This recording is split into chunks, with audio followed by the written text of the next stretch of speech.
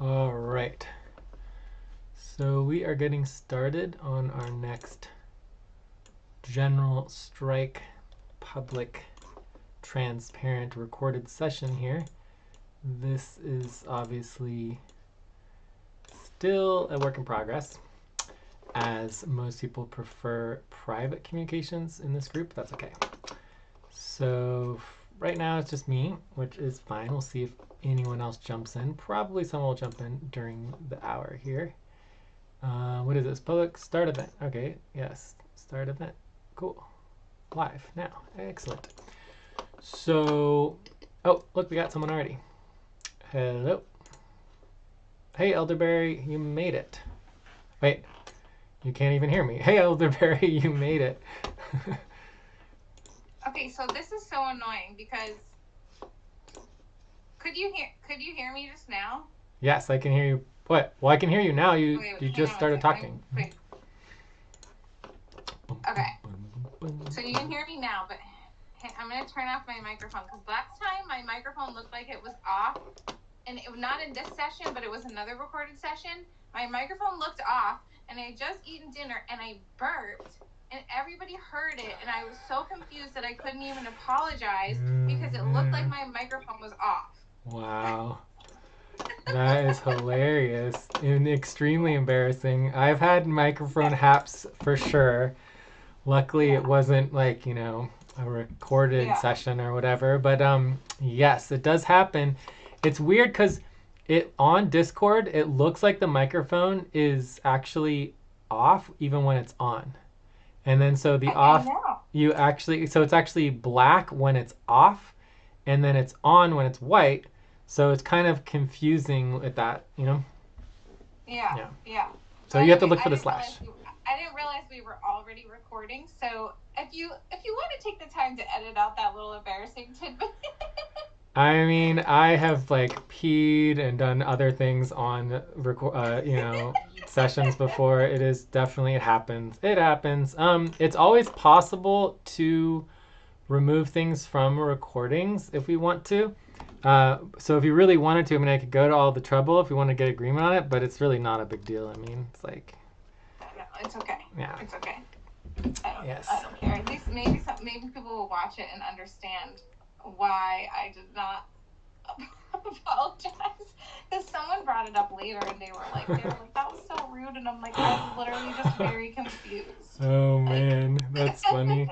It's weird though. It's just very strange. I personally prefer Jitsi, which is where we do the coalition meetings once every month or two, I think. Yeah, I just like Jitsi because Jitsi's a little bit more fluid for me, and it also has the automatic live streaming, and it has a bunch of other stuff. I think it's really cool. I like Jitsi a lot.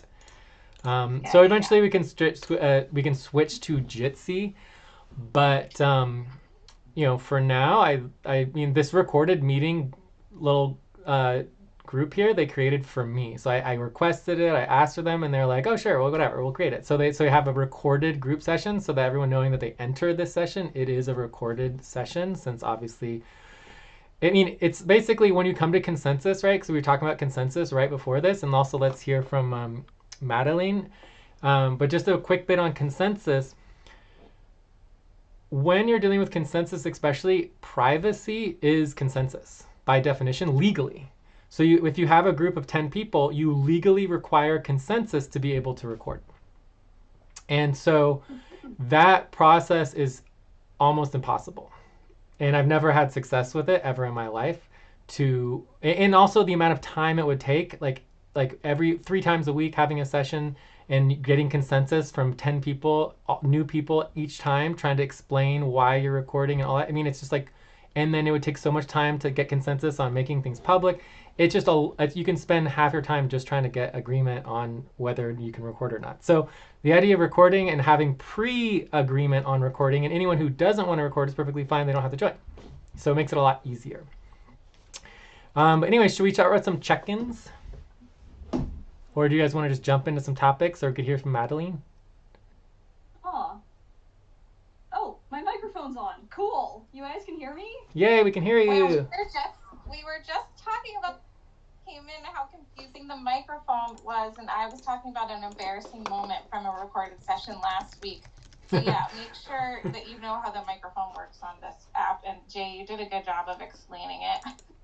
Yeah, when it looks like it's white, that means it's on. So white on and then black off.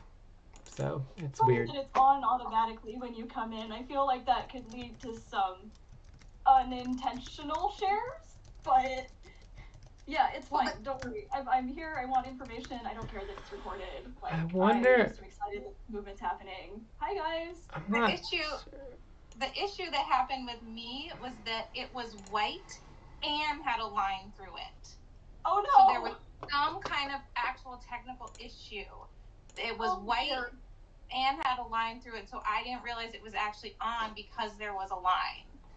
That really does sound like a line. Anyway, I just basically I just like let out a little after dinner belch, and then I was so confused and couldn't apologize because I was like shocked that it was even technically possible.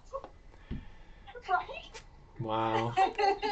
Technical difficulties. Yeah. That's crazy. Awesome. So should we say hi to Celia in whatever 4036? Y'all want to say hi, you can. And then from there, I mean, we could do official check-ins. We can just jump into topics, questions. I mean, there's so many possibilities of where to get started with. My personal priorities is always like international decision-making, consensus, democracy. That's always my favorite stuff. Logistics for GSUS, But I'm down to,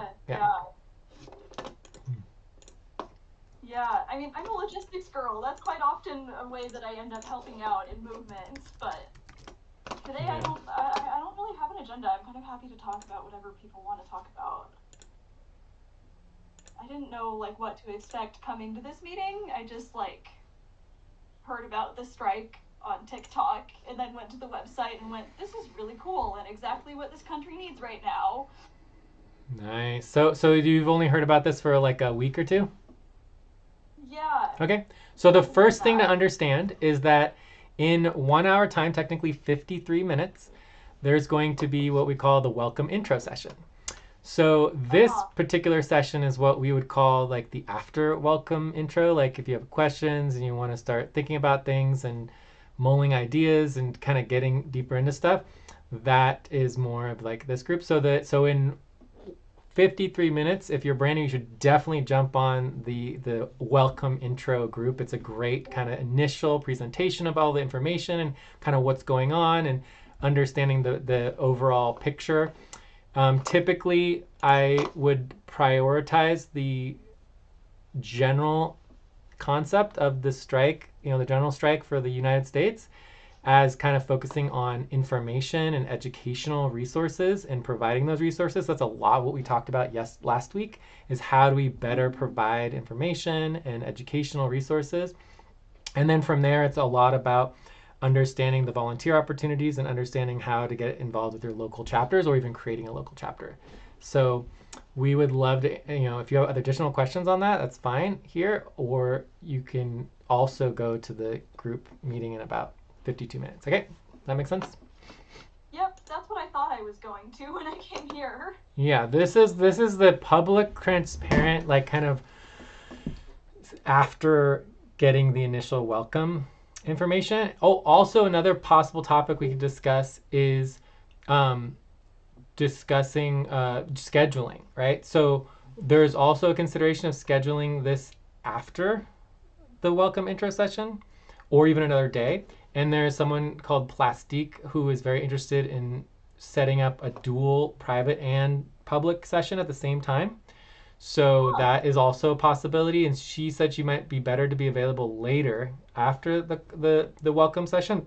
So I'm definitely, in terms of logistics on that, the best timing, the best structure, because there's always going to be more people interested in private session. And so for me, it's about, ideally you'd have both. You'd have the private and the public happening simultaneously. That is the end goal. So yeah, hopefully that kind of answers those questions. Okay, well, if you're on the East Coast and you're a late night person, that gives you an advantage for engaging people on the West Coast. That is also another question that This is, oh, you mean the session after this one? Is that what you're talking about? You were talking about somebody who's available more later. And Yes. I thought you meant like later in the evening. And I'm like, Yes. well, that could be good. That could offer some advantages. Like, Yeah. So overall, I feel like, I mean, I'm into global organizing, and there's already a little contention with the groups in Europe and Africa because they are different timing, right? So getting Right. started earlier Yeah. is very helpful for everybody on that side of front. So I'm interested in scheduling earlier, and then also thinking about East Coast versus West Coast. I mean, there's a pretty good separation there, and so working with the California folks and the West Coast folks is also important. And Yeah. even organizing things by time zone is a big, huge, Well, yeah, that's something that I'd be interested in. So I talked with Dylan a little bit about that. Elderberry, you might be interested that, just thinking about putting together like a West Coast and or East Coast kind of regional areas. So that is definitely something that I think will eventually evolve. Wow. yeah, you wanna get the whole country organized, right? Hopefully eventually there will be a Midwest group and a Mountain West group as well. Uh-huh. For global stuff, like I was president of MIT's Graduate Student Council during the 2020 to 21 academic year of doom, and and when we needed to talk to people on all continents, kind of the best consensus time for the meeting was about like 10:30 or 11:30 a.m. East Coast time. Oh, East Coast Because time. that So would 10. be, like, Wow, that's very not early. too early for the folks in California who kind of get used to being early risers anyway, and not too late for the folks all the way in China, you know? Yeah. Yeah, I mean, for me, I'm all about decentralized organizing, which comes into the idea that a single meeting is just never enough. Ideally, you'd have 4 meetings minimum across the world so that people can be awake during the session, and then you're trying to build consensus between the 4 groups, but you can evolve from there. But yeah, let's hear from some other folks as well. But yeah. Interesting real world observation when you have to optimize. Yes. Agreed. I just wanted to follow up on the East Coast thing, or sorry, New England. I wasn't exactly following. Are you talking about the possibility of the regional server? Is that what you were referring to? And then Jay, that question is for Jay.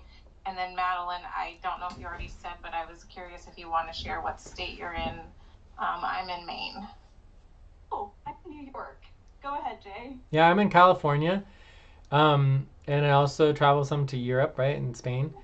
But in the context of the servers, yes, that there would be regional servers as well as the national server, or at least having regional projects. Like when I say regional, I mean state regions. So you have regions within states, but then you also have multi-state regions, like West Coast, East Coast. Usually there's like 4 or 5 different regions in most national organizations that I have been a part of. Yes. Yeah. There can be as many as 10 or 11, depending. Exactly. Yes. Usually at least 4 to 5. And I want to get other people to jump in here, but Madeline, I'll just say that we can connect privately, and I can put you in touch with your state chapter facilitator if you'd like that. Yeah, I'm in Queens, by the way. Oh, cool. Okay. I organized some. I saw something on the website that indicated that maybe some of the core organizers were here in New York. I just have only been in New York for a couple of years, and I'm not able to do a lot of in-person stuff, and so I still feel like more of a Massachusetts person because I was there for so long. Oh, I can put you in touch with the Massachusetts facilitator too. Anyway, we gotta get other folks in here. We can connect after. Thank you so much. I appreciate it. Great. Whatever 4036 Rin. Ooh, JD's here. Ben, dude, we'd love to hear from you. Check in, say hi. Any ideas? Any questions? Go for it. Who wants to go next? And you're all on mute, so you have to unmute yourself. Dude, Rin, whatever, JD, Ben. Would anyone like to chat? I mean, maybe some of you can't, but I can jump in and suggest a topic here. Cool. Organizing in New York City. I don't know if it's, how many sort of people we have in this who have like just joined the server, but if you want to talk about, Jay, a little bit about the conversation you and I were having today, most of it was in the strategy team channel, I believe. And we were talking about ways to do like ways to do this big decentralized network that also doesn't disenfranchise people or cause compartmentalization or seeming like things aren't being transparent enough, and creating kind of direct democracy systems of consensus and stuff, and how to do that on such a large scale.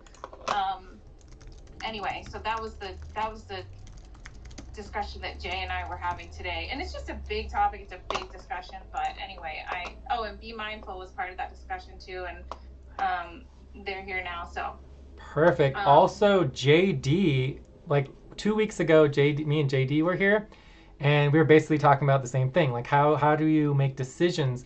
And one of the things that basically the primary thing we both agreed on is that anything bigger than basically 10 people, he was reading about 8 people. So between 8 and 10 people, but I say just around about 10 people, you just can't get consensus. It's too many people. So once you get to like, 15, 20 people, you need to break up into 2 groups. And even with our group, 1, 2, 3, 4, 5, 6, 7, 8, 9 people, we are already big enough to break up into 2 groups. One could be like a private group, one could be a public group. So it's like smaller groups are essential to building decentralized agreement, especially through consensus. So that is a very important conversation that we had 2 weeks ago that directly relates to this conversation here. But then, the important part of... Oh, sorry. Oh, I just want to, just following from that real quick, the important part about that is when you break those groups up into smaller groups, if one group is coming to consensus about something that directly affects the other group and there's no channel of communication, that's a problem. So, yeah, well, that's where transparency comes in. So if one group makes a decision by consensus, if it's a public organization, they're required to present it to all of the groups, so all of the groups can now vote on it. Because if the decision stays secret, then is it really a decision? It can only be a decision of that individual group if no other group is informed. So as long as they're informing all other groups that are affected by the decision, that would be a key criteria. Does that sort of make sense? Yeah. Oh, hang on just a sec. Sorry. Brother's trying to call me. No, I wholeheartedly agree with that in principle. I just don't know if I agree with like the numbers being rigidly applied to every single situation, because I have in real life, in organizations I'm a part of, successfully gotten consensus from rooms of 12, 15 people. It takes a while, especially if there's minor language barriers. I facilitated a meeting that went on for 8 hours once when we had to decide whether to boot somebody from the organization. But suffice to say, I don't think it's impossible to get consensus in larger groups, but I do think it's practical to try to break things up like we're talking when we can. Yes, and Madeline, you will see in 40 minutes from now, typically the intro group has about 50 to sometimes 150 people. So when we talk about normal size groups here, sometimes it can be 30, 50, 100 people in a group. So yes, agreed. 12 people, no problem. 15 people, no problem. Did someone raise their hand? I feel like I heard the hand raising. And also you can write stack into the chat and we'll make sure you can speak. Oh, that's a good system. It keeps me from talking too much. Yeah. I was just going to say that I think it's not, when a small group makes a decision amongst themselves, it's not enough to just inform the people that are affected by that decision. It would be that they've made like a preliminary decision to propose it to the other groups that are affected and then receive their feedback through some sort of representative or open communication channel or whatever like that. So in other words, reports, and again, we're just not having decisions that have been fully made by a small group that affect a larger group, and setting up those proper systems. And I will also say that, and that reaching full we can also decide as we build out structures together and new ways of just operating as human beings, not even just within the General Strike Network, but we can learn to practice this idea that even though consensus is necessary for certain types of important decisions on certain types of teams, it's not maybe necessary for other types of decisions. And so there are certain types of decisions that a group could decide, well, we just need an 85% supermajority because this decision really isn't that important. Or there are other times when like full consensus may be necessary and we cannot move forward without full consensus. For sure. We have some good comments here. JD was talking about how it also helps being local and in person as one of the models of getting smaller groups. This is a great conversation where people were in this. I'll be off and on. Okay, so Be Mindful can't do voice. And Rin was saying that organizing in New York City and using a lot of Signal in virtual meetings. Oh, Wednesday. Okay, cool. This general principle is called the process sensitivity, right? So that's a question. So Madeline had a question. So Madeline, do you want to ask your question? And then I also linked my article on the consensus-based democracy. Yeah, that's almost a rhetorical question, but it's actually a question about rhetoric and which rhetoric is operational here. Because I've been in a lot of different kinds of movements. Yeah. But, okay, I think that's a question for Elderberry, right? Yeah. So Elderberry, do you want to answer? Can you repeat the question? Like the principle of making sure that everybody who should, everybody who has a stake in a decision is heard, and that, transparency is practiced across groups, and stakeholders are engaged, and, and consultation is not passed off as consent. Sometimes that body of things is called, like, being sensitive to process. At least I think so. Yeah. Yeah. And that's just a matter of when you're building such a large network and essentially building a new way of human beings to operate. Yes. And there will be little organizations within the larger network, right? Like official, like legal entities that we might, like, say you're forming some kind of legal entity nonprofit that also might, connect to GSUS or whatever. But anyway, we're essentially building a new way of thinking, and it's not that there aren't organizations and communities that already operate with consensus and things like sociocracy. But yeah, it's important to kind of map out all of those levels of decision making so that, and by levels I don't mean top down, I just mean all of the little circles so that we are considering all of those things, and that things that need to be reached consensus by a bigger body will be, but hopefully without things also getting like too chaotic. And so it's just a process to map it out when you're doing it at such a large scale. I will also, so I don't have a specific follow-up or solution to the large scale factor. I think that's something that we're all going to have to figure out. But I will say that in sociocracy, which is just a little bit different from consensus, it's just sort of like consensus evolved, I guess. In sociocracy, which is hard to do with like a decentralized network, which is what essentially we are, although we might be able to practice sociocracy within our state chapters or within like the cells that the state chapters kind of break into. But the general idea of static decision making is it's based on consent versus dissent. So if people in the group aren't consenting, if some people in the group aren't consenting to the proposal that's on the table, then they're considered the visionaries because they know that it needs to be improved, and everybody has to listen to them in order to improve the proposal together before everyone can consent to it. Yes. And if you can't get consent, at that moment in time, then you look for an interim solution that is good enough for now and safe enough to try for everybody.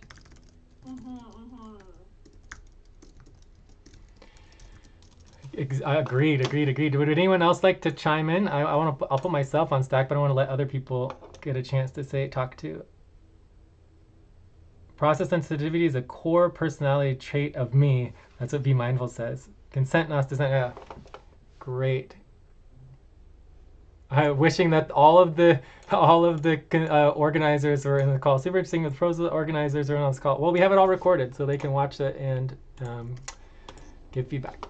Oh, what organizers are you referring to? I don't know exactly what you mean by that, but I will say that I am a chapter organizer, a specific type of chapter organizer. I'm a chapter facilitator for the state of Maine, and I Be Mindful. I forget if you do social media or facilitation. But there are chapter organizers, like lead types in the call. No, oh, I'm on voice. Hi.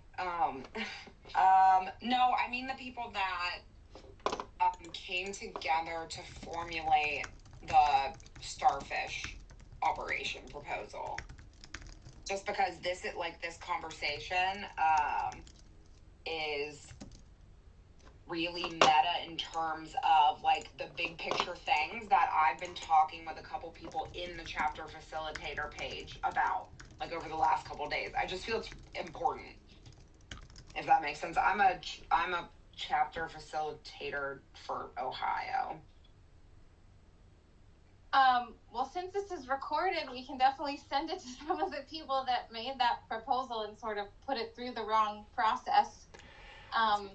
And by wrong, I mean it was just sort of wrong because we didn't have an unestablished process. Yeah. Yeah, That's what I'm thinking. You know, it was basically what happened is Eliza came up with like a pretty good and comprehensive strategy, and then consulted with the mod team about how to implement it, but didn't know that but Eliza didn't really know, as far as I know, this is what happened, is that she didn't really know that there was such a growing body of chapter facilitators and chapter social media coordinators that would be very affected by the proposal at that moment. Like, she just didn't know that. And also the tech team wasn't consulted as well, nor were like the other growing teams. So basically things had grown kind of fast, and the mods also didn't really realize that these other teams needed to be consulted about it. So once Eliza knew from the mods that this proposal would be technically possible, just a general poll was posted in the Discord that not everybody saw, and the teams that should have really been consulted, who would have been directly affected, didn't even see it, or a lot of them didn't. And then when they did, they went like, oh my gosh, how are we going to do this? We haven't been able to consult with our states yet. We haven't been able to consult with our regions. Like, we're just getting going. This is way too much. And wow. It led to a lot of confusion. And so that's the type of stuff that we're trying to clean up right now and be like, okay, how do all the circles communicate? What needs to be proposed in certain circles before it's improved and shared with everyone else for feedback? Like, how? And so we're trying to really map that out. And basically, Project Starfish has been slowed down so that the states can sort of get more of the collaborative help that they need to move to the right type of server for their region or their state or whatever. And then there's a couple states and regions, I believe, that are willing to do like a pilot program of a new server, and see how that goes, and then kind of report back. And as the other state chapters get formed and they connect with their regional chapters, then they'll start to take on and make those decisions. Because some people don't even have to use Discord for their server, like some states or regions. Like, it could be something else. So that's sort of all the stuff that's going to be discussed and kind of cleaned up, as I understand it. And it's going to become a more collaborative process with more consultation and decision making. Nice. But that was the whole big shebang Nice. that recently happened a few days ago. Well, a couple things here. It's really cool. I mean, for one, it shows the resilience of the organization as it exists now, for everybody getting involved and people who are involved, that concerns are being heard, that decisions are being addressed in a professional way. So that is very good news. On the other hand, I think it seems like there should be a channel for official public proposals. An announcement, for me, it doesn't feel like something that I vote on, right? So maybe proposing a simple channel, like a proposal for a channel for specifically polls and voting, would make it so that everybody knows when something comes up there, it's like, boom, you just zoom on it and you could vote. So before I say anything else, I want to just remind everybody, if you are new, we have the welcome intro in a half an hour at the group right above this. So that's going to happen for the welcome intro, which is always a good place to go to. I'm certainly down to continue to talk here if people want to, but also we can all switch over there as well and just check in with Day and other people who are there. As far as just like going back to this discussion, I feel that, well, if anyone else wants to chime in, please do, or get on Stack.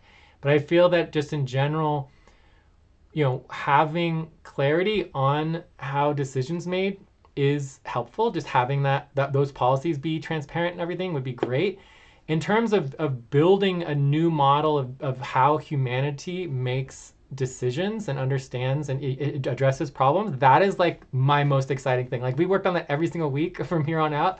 I would just be in heaven. But in the context of where I'm going with it is the idea of decentralized decision making. The hardest thing of all is making any decision, whether it's 2 people coming to consensus, 3 people doing 2/3 majority, 10 people, 6/10 majority. It's difficult to build an agreement. And so for me, any sort of proposal, any sort of agreement that we could achieve would be amazing, even if it is in one group and then shared with other groups.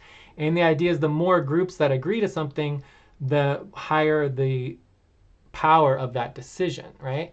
And then as far as just pure numbers, for me, the core concept of consensus, of specifically consensus-based democracy, is that democracy is majority rule, which is not what we have in the United States. In the United States, we have minority rule. We have plurality rule in our primaries, right? So plurality equals plutocracy.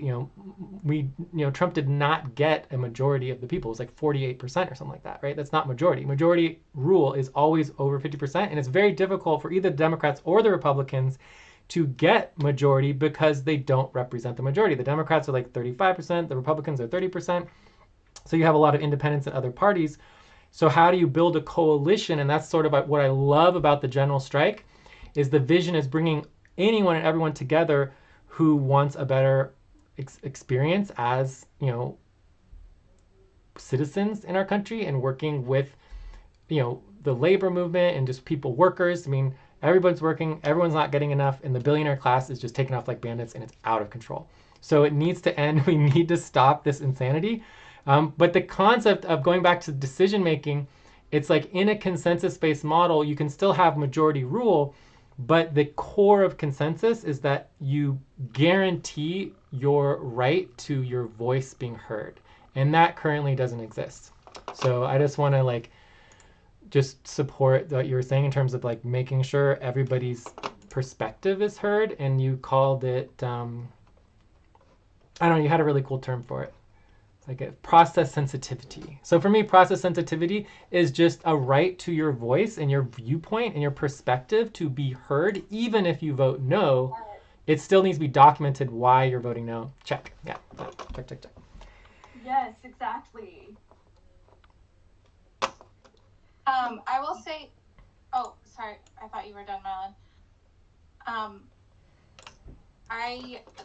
The Massachusetts server, I'm kind of looking in on, peering in on its beginnings to learn stuff for Maine, and they posted a really good consensus-based model for voting, and I will share that in the strategy team too. Just something it's not something that necessarily we have to apply in every situation, but it's just something to be inspired by. So I'll post that in the strategy team thread later tonight. And I will also just say quickly about the party thing. And we also have to think about non-voters. And so I firmly believe that if we can kind of bring all the third parties together into a coalition, peel off some Republican voters, peel off some Democrat voters, and inspire people who have just given up and don't vote to coalesce around a national labor party, that would be really, really effective. And it's may only be a temporary solution because capitalism might still be involved at that point, but hopefully it will bring more power to the people while we sort the rest of it out. But I don't have enough involvement in electoral politics to even know how to do something like that. It's just something I've been personally thinking about.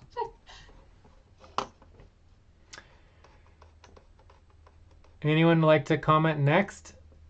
Yeah, can I jump in there just on that? Please jump in. Conversation, because this is something that it came up when I was just real quick. How's my mic? So I'm using headphone mics. So I don't know how it sounds. I can hear you. If anybody can hear. Okay. I was talking to some organizers in New York City that I work with, who were very skeptical of GSUS just as this decentralized network that isn't directly tied to any of the major Vanguard Party, or I don't know Vanguard Party, but socialist communist parties that we have at the moment, namely Party of Socialism and Liberation, Green Party, I guess, the DSA, or Workers' World, and just in direct response to who was talking just before? Was it Be Mindful, or was it I didn't have my phone screen on? I think it was Elderberry, right? It was me, yes, and we do have members of DSA, IWW, and all those sorts of parties within our network. We just don't have formal national partnerships yet, and we're working on strategies to do that. Yeah, that's something I've been speaking to a lot about. It's how do we connect with these major, large platform socialist communist parties that kind of hate each other a lot of the time, or at least don't want to admit it, but do seem to sort of drag each other down instead of lifting each other up a lot. So I think that is something we could really figure out instead of building. Obviously, there's merit to building our own platform and growing our own numbers, and we have drastically grown, recently. But when you have these platforms like PSL that has networks across the country, or Workers' World that has been organizing for the same things that we're organizing for right now and has been the Labor Party since the 50s, since the 60s, or Green Party that for some reason gets major turnout every election from independents. How do we approach these?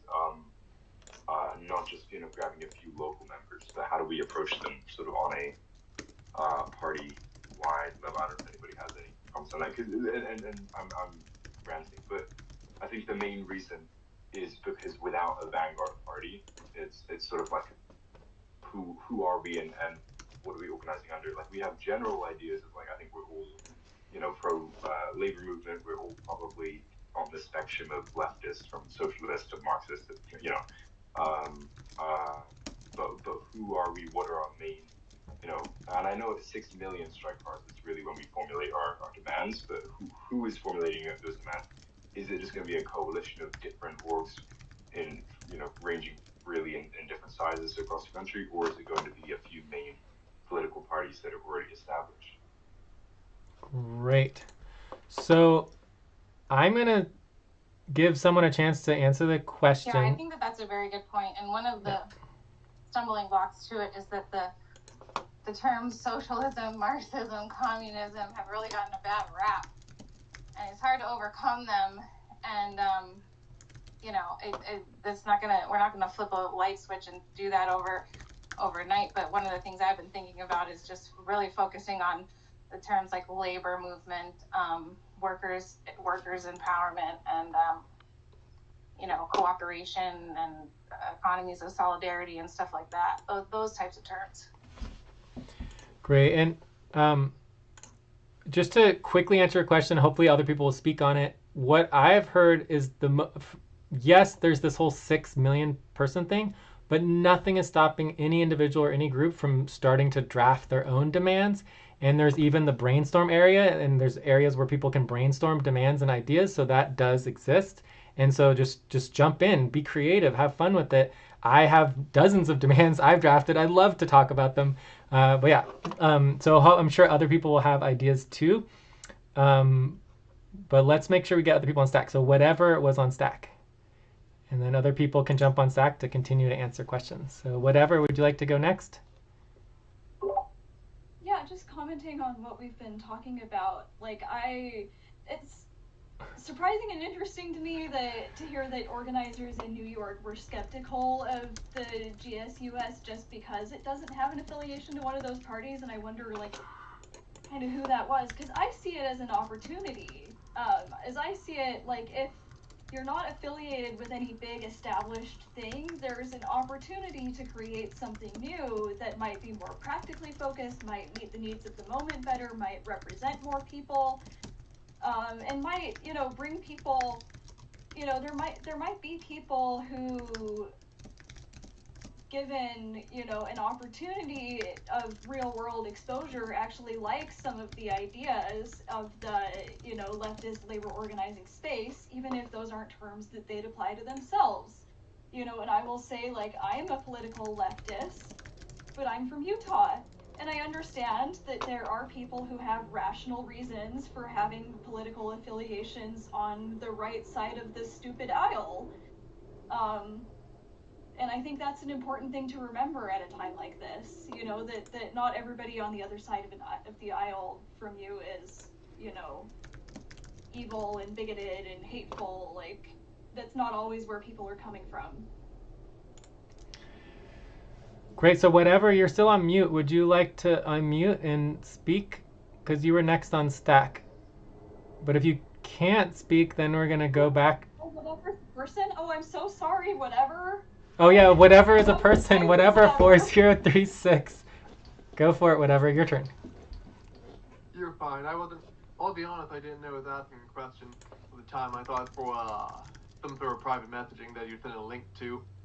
But I do have a thought. I'm a member of a trade union, and I'm skeptical you could get most of the membership to agree with any of our demands. Like was stated before, communism, socialism has a bad rap, and it's also, there's a lot of I've got mine mindset. Most of our members do pretty well, even if some of them aren't financially literate enough to make it worthwhile. But do you have any, do you think it's a good, or, sorry, do you have any good ideas on how we could actually, make it more positive?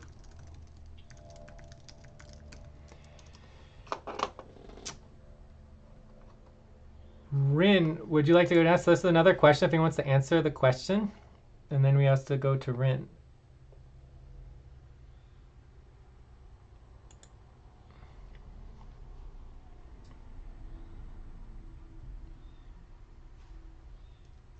I'll answer the question briefly, though, that any ism, in my experience, we actually discussed this, I think it was on Discord, but any ism in my experience is a loaded term. It doesn't matter what you're discussing, it always will be loaded on some level. And I think the most important context of that is scientifically, an ism is just a perception. It's just a vocabulary term that is defined based on someone's perception. So when we talk about something like general strike, it's a more neutral term and a slightly easier way to connect and communicate with people because it's just a strike. It doesn't mean socialism. It doesn't mean only communism or anything. It means whatever we want it to mean for our demands based on the time of those people who are striking. Yes, check. Elderberry. I think you're next on Stack. Oh, no, Rin. Rin, you're on Stack if you want to go next, and then there's Elderberry. Hi, yeah, I wanted to clarify again. I think it was Madeline that was talking. I keep putting my screen off because I'm clearing up, but the concerns from the New York City organizers that I was talking about. I think most of this skepticism is coming from the fact that, like, because GSUS is not a party and it's not, it's a very much like online movement. Yes, we're totally organizing, in person in our separate branches, in our separate chapters, but it's really growing on this, like, through Discord and social media and stuff. It's not very tangible. And that comes with the skepticism of, like, who's calling the shots? Like, it's decentralized, but let's say we hit 11 million tomorrow. We say, okay, we're all going on general strike. We somehow pull it off. We're on general strike. Who sort of, and maybe this is coming from me just not understanding this enough. I'm still relatively new. But for me, I'm striking until the entire political system that we have is crumbled. Not until Trump leaves office, not until we replace some. Like, I am not interested in participating in any of this bourgeois two-party system politics ever. So I have the privilege of living in a blue state where I can vote independent with a pretty much guilt-free conscience, because my vote doesn't mean shit.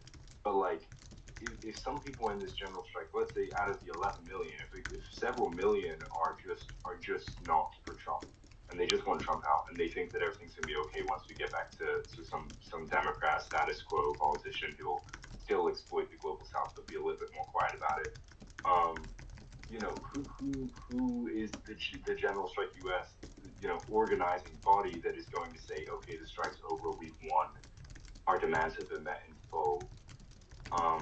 And I think there are answers to this question. I think that's just where the skepticism is right now. Unless you go and read the full welcome packet, when you first look at us, it's like, oh, this seems like a great idea and a great movement, but as an organization, it doesn't seem like it has a lot of strength behind it. Versus if Workers' World Party, which is, not got the largest social media attraction, but has been organizing, as a on the front lines labor movement party since the 60s, and has organized with civil rights leaders during the 60s and with Che Guevara, and like with communists that have been successful in their movements for decades. If they were at the forefront of this, it would be a lot easier to be like, oh, that's who's sort of pushing us forward. That's who's sort of calling the shots, and we know that they wouldn't settle for any less than such and such, So I'm not saying one way is the right way to do it. I'm just saying I think that's where the skepticism is coming from people who are really in this movement and just haven't gone on board with GSUS yet.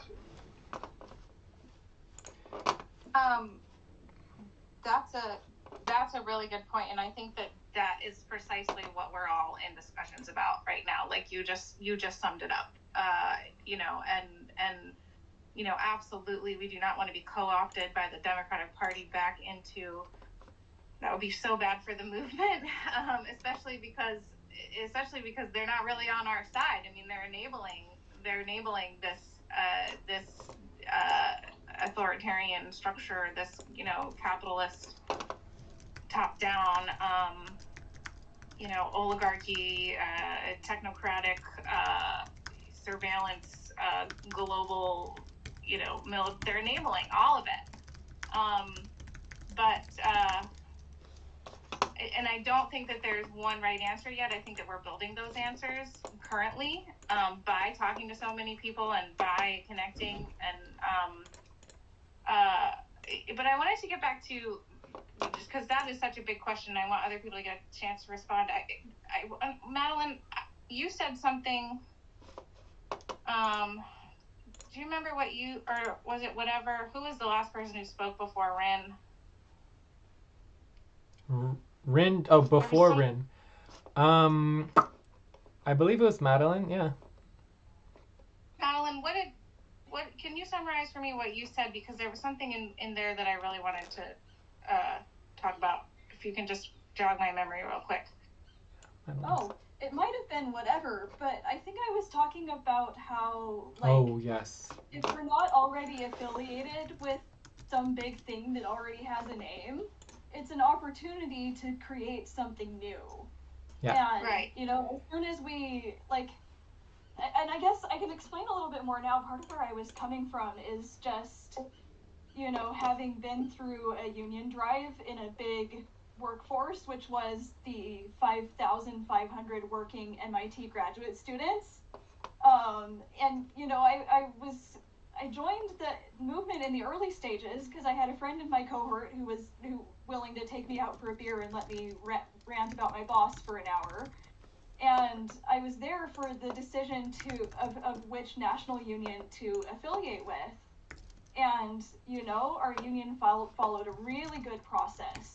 There were lots and lots of public engagement sessions and research focus groups and, tiered voting system and all of that. But still, in a body of, 5,000 people, it was inevitable that some people would be pissed off by the final choice. Like, Yeah. We made the best choice that we could, right? Yeah, we've been talking a lot about the best ways to kind of garner union involvement. But I think it was whatever that I'm trying to. Yeah, let's hear from whatever. Whatever. Do you want to repeat what you said again? You asked a fundamental It was about question, there was demands. There was about the demands and things like that. Yeah.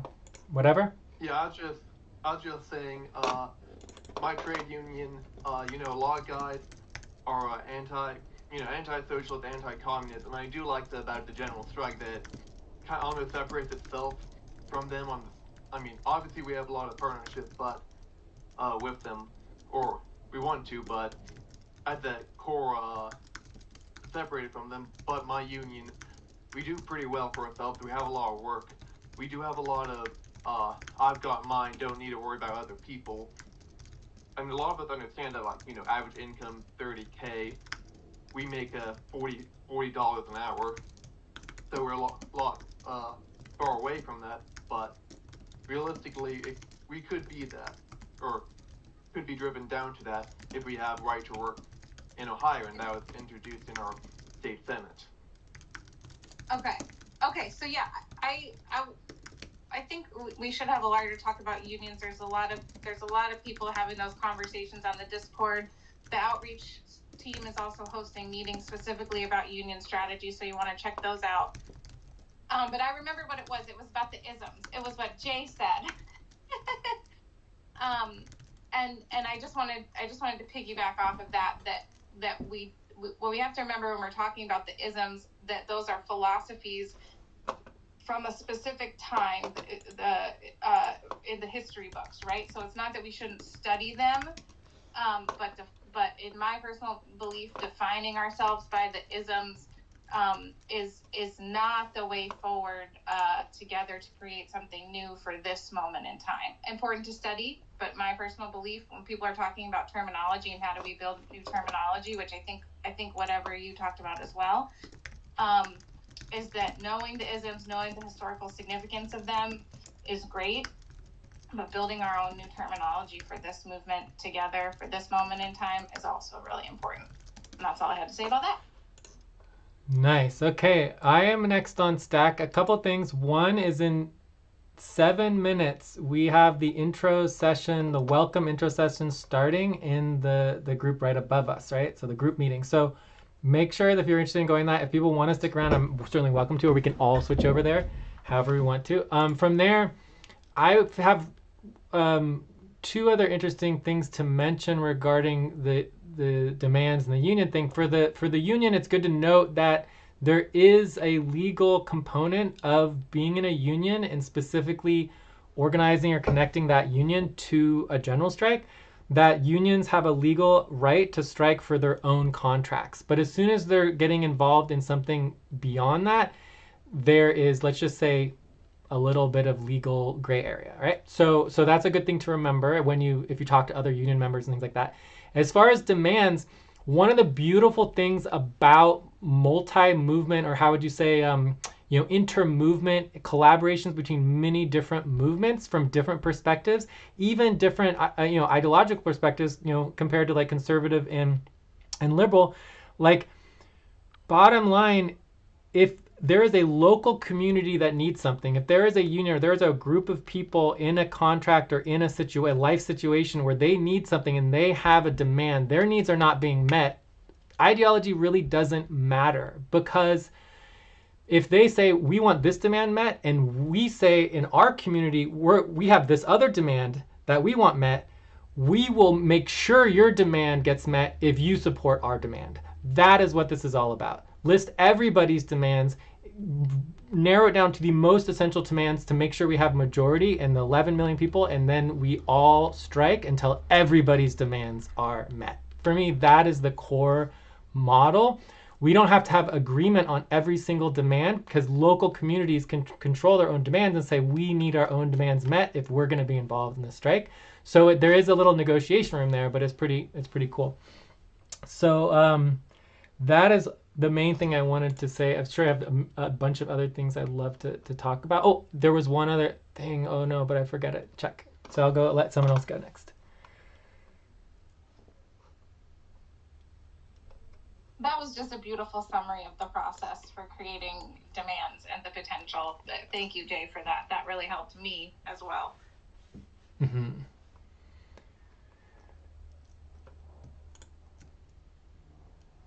And if you go to the website, you will see that the General Strike website is the list of all, I call them demand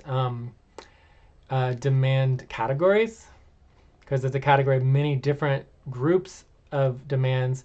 So for me, the most important thing that you could do, I believe that was whatever, right? That you could actually clarify exactly what type of demand you have. Because if you have a type of demand that represent your culture, your community, your groups, and your people, categorizing that and having it clear where it fits in. Because if it doesn't fit in our existing demands, then we need to know about it. We need to be like, okay, there's another category of demands that's very important to certain communities.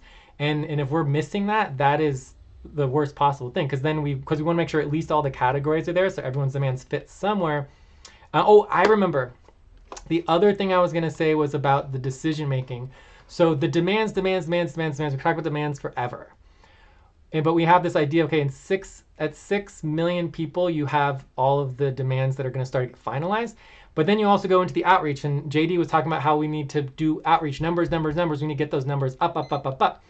But there's also a component of outreach where it's like, okay, if you don't know what the demands are, how do you get people to come into the organization if you're not sure what you're even presenting to them? And for me, the core of all of it, which is a missing key pin, is the process. The process for how the demands and who controls the demands and how the actual decision making happens in building consensus, democracy, or supermajority on our demands, for me is still an unknown question. And once you have, even if we don't agree on the demands, if we have agreement on the process for how the demands would be approved. And the other thing that came up, I can't remember whether it was whatever or Rin, but someone was mentioning how once we strike, the moment we strike, we have our demands already agreed to, we're striking, and now it's been a week or 2 weeks. How do we agree that the demands have been met? And those two decisions about the demands and when we agree the demands have been met, even if we don't agree what the demands are, we still need to have agreement on the process. And currently, I haven't heard what that process is, and it makes it hard to bring, for example, if I want to do a bunch of outreach to democracy people, if you bring them into an organization that's not really run democratically, would that be misrepresentation of outreaching to this group of democracy interested people, and bring into a group that's not democratically run if there's not a clear process? Anyways, I go on and on about that. But I do have proposals. Other people have presented proposals on how the process would actually unfold. And then once you understand the process, you can evaluate that and whether or not that process would come out to majorities and supermajorities, or whether it would benefit a smaller group of people. It looks like Rin is on stack, and also to remind you, 2 minutes until the bigger group meeting is starting. Check. Rin. Yeah, I'll be quick with this. This is something I struggle to articulate, and I think you just kind of got me there. The word demands has been confusing to me when I've been trying to talk to people about GSUS, because we have things, at least I remember seeing in the welcome packet in the demand categories, things like completely ending and dismantling the military and person industrial complex. Like, who are we demanding does that? Because we're not demanding the military destruct itself, deconstruct itself. We're not demanding Democrats or Republican leadership. We know that in a million years they're not going to make those sort of systemic changes. So I think that if we're looking to fundamentally change and permanently change the political and economic system of the U.S., who's answering to these demands? I think what excites me about a general strike is that if we are successful and if our demands are great enough, we have the opportunity to just completely, the U.S. capitalism and imperialism won't be able to survive what we could do, and whatever comes next would hopefully be something much better, and hopefully we would be the ones sort of pushing it in that direction. And I think the demands get me lost, because I'm like, so are we waiting on the oligarchy and on the on the sort of bourgeois politicians and the somewhat democratically, but also not very democratically elected politicians that we have to figure out how to answer to us. And that, like, I don't know. I'm rambling. If somebody could just help clarify that for me, like who are we demanding these things from, and what are we actually expecting them to do? That's the power mapping part of the exercise, right? Like when you've identified like power mapping, in my understanding, is you've identified a specific thing you want to change, and then you're figuring out who are the decision makers who can push on the levers that'll change that thing.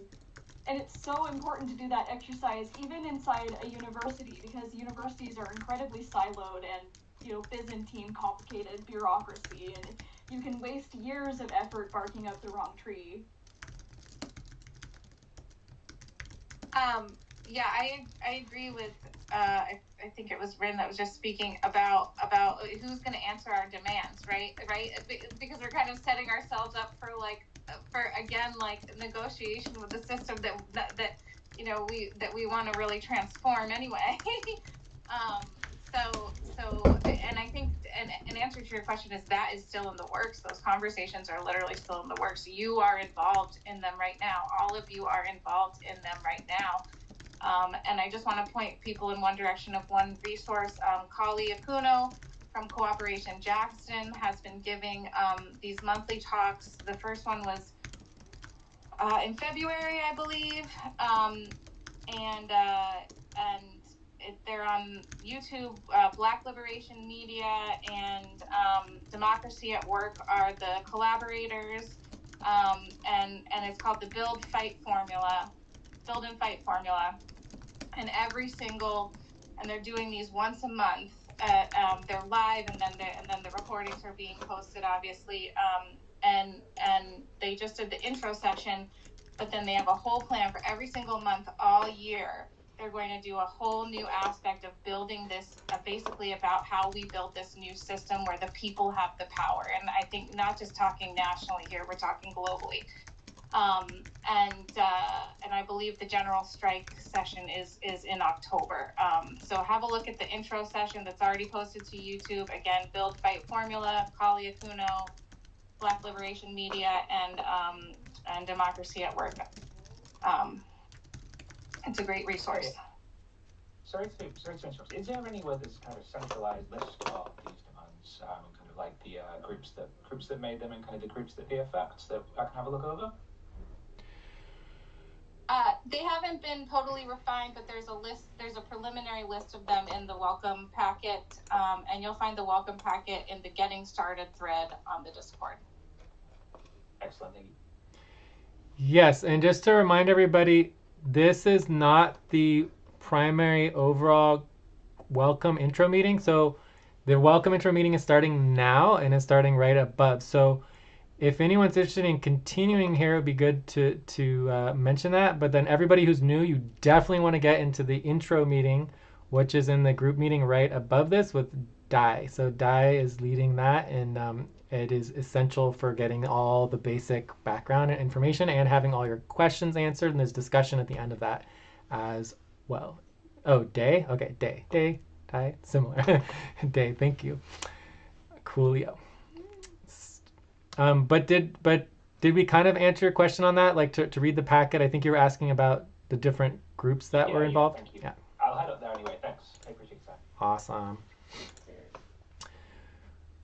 So, did anyone here want to stick around, or do you guys want to all join like the overall group meeting, or where are we at with now?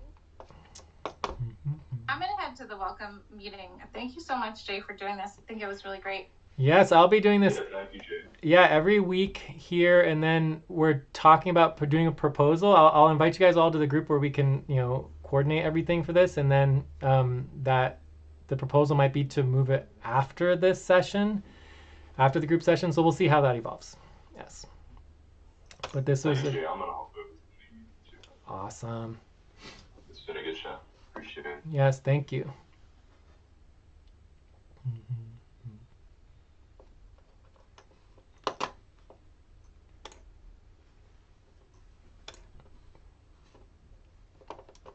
Take care, everybody. Great session.